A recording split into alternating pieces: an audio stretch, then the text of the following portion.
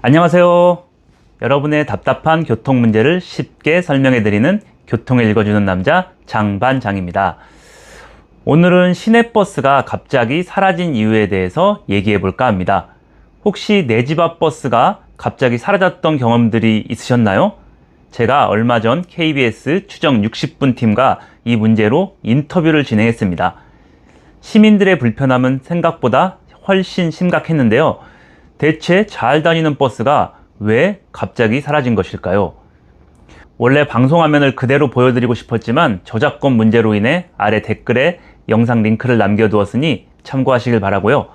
방송에서 나온 주요 장면들을 하나씩 짚어보면서 방송에서 다 하지 못한 내용들을 하나씩 이야기해 볼까 합니다. 우선 첫 차를 타기 위해서 새벽 4시에 집을 나서는 어느 직장인의 모습입니다. 2년 전만 해도 여유로웠던 출근 시간인데 의정부에서 서울 종로까지 한 번에 가는 106번 버스가 사라져서 이제는 출근길이 매일 아침 펼쳐지는 전쟁길이 되어버리는 모습입니다. 이렇게 직통버스가 사라지다 보니까 이제 중간 정류장인 도봉 환승센터에서 다른 버스로 갈아타야 합니다. 그러니까 문제는 새벽 시간대는 그 배차 간격이 길어서 앞차를 놓치면은 장시간 기다려야 하기 때문에 내리자마자 다른 버스로 갈아타기 위해서 뛰어가는 모습입니다. 그야말로 전쟁터입니다. 새벽부터 가슴을 졸이는 안타까운 상황이 펼쳐지고 있습니다. 이렇게 지역 주민들은 106번 버스를 막기 위해서 결사반대하였지만은 역부족이었습니다. 이렇게 폐지된 노선은 106번 버스뿐만 아닙니다. 파주, 광명, 의정부, 군포 등을 잇는 많은 노선을 폐지한 것을 볼 수 있습니다.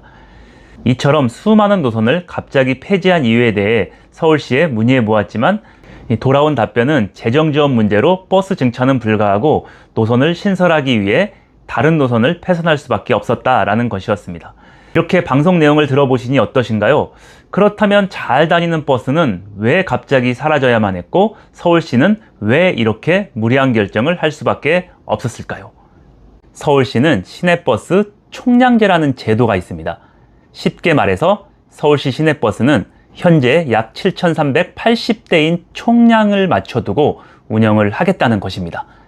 아니, 시민들이 불편한데 버스 좀 늘려주면 안 돼? 나 싶으셨죠? 하지만 서울시 시내버스는 서울시 세금으로 적자를 메꿔주는 준공영제를 시행하고 있습니다. 그러다 보니 버스가 늘어날수록 재정지원금이 늘어나는 게 부담스럽겠죠. 그래서 버스의 예산과 운영 대수를 효율적으로 관리하려고 만든 안전장치인 셈입니다.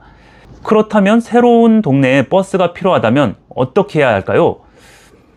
전체 버스 대수는 총량제로 늘리기 어려우니 결국 잘 다니던 다른 동네 버스를 빼서 새 동네에 넣어줘야 합니다.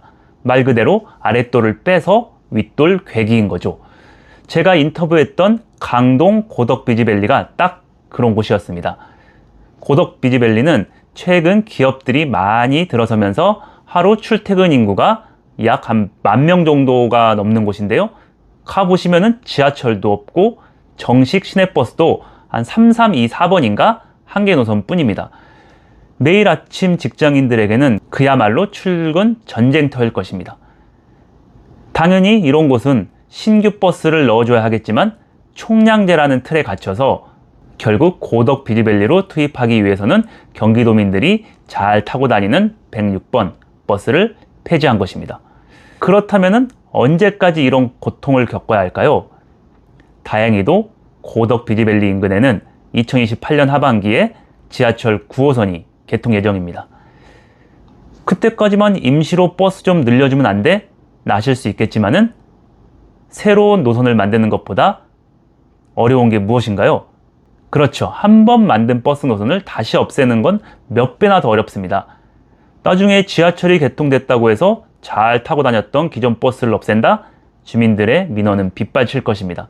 결국 지하철이 개통될 때까지는 시민들이 힘들더라도 조금 참아달라고 할 수밖에 없는 게 씁쓸한 현실입니다. 물론 버스 총량제가 예산을 효율적으로 사용하는 제도인 건 맞습니다. 하지만 세월이 흐르면서 상권도 변하고 사람들의 이동 패턴도 변합니다. 특히 경기도민들도 서울로 출퇴근하고 서울에서 소비 생활을 하는 우리의 이웃입니다. 사실 경기도에 사시고 싶은 분들도 있겠지만은 서울시 부동산 집가로 인해서 밀려나신 분들도 많을 것이라고 생각을 합니다. 단지 시 경계를 넘나든다는 이유로 경기도 버스의 우선 폐지 정책은 조금 고민해 봐야 할 문제입니다. 여러분, 이렇게 시 경계를 통과하는 버스 문제는 단순히 서울시 책임이냐, 경기도 책임이냐 서로 떠넘겨야 할 문제는 아닙니다.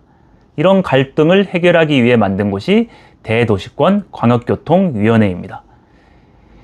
대광위가 중심을 잡고 합리적인 대안을 제시해줘야 합니다. 그렇지 않으면 서울시, 경기도 국토부 예산이 중복 투자될 우려가 있습니다. 우리가 내는 소중한 세금이 답답한 규제 때문에 벌어지는 일은 없도록 해야 하겠습니다. 자, 오늘 내용 핵심은 딱 3가지로 요약해드립니다. 첫 번째, 버스가 갑자기 사라진 이유는 서울시의 버스 총량제의 영향이 크다. 두 번째는 새 노선을 만들려면 기존 노선을 없애야 하는데 이것은 아랫돌 빼서 윗돌 괴기 구조이다. 세 번째, 광역 간 통행은 지자체 간 책임 회피를 끝내고 대강위가 적극적으로 해결책을 제시해야 된다라는 것입니다. 사실 무엇보다 가장 중요한 건 우리가 매일 내는 세금이 올바르게 쓰이느냐 아니면 길에 버려지느냐 하는 문제입니다. 이제부터는 길에서 시 경계를 통과하는 버스를 보실 때 저 버스에는 이런 복잡한 행정과 시민들의 애환이 담겨 있구나 하고 한 번쯤은 떠올려 주셨으면 좋겠습니다. 저는 다음 시간에 더 유익한 교통 이야기로 돌아오겠습니다. 지금까지 교통을 읽어주는 남자 장반장이었습니다. 감사합니다.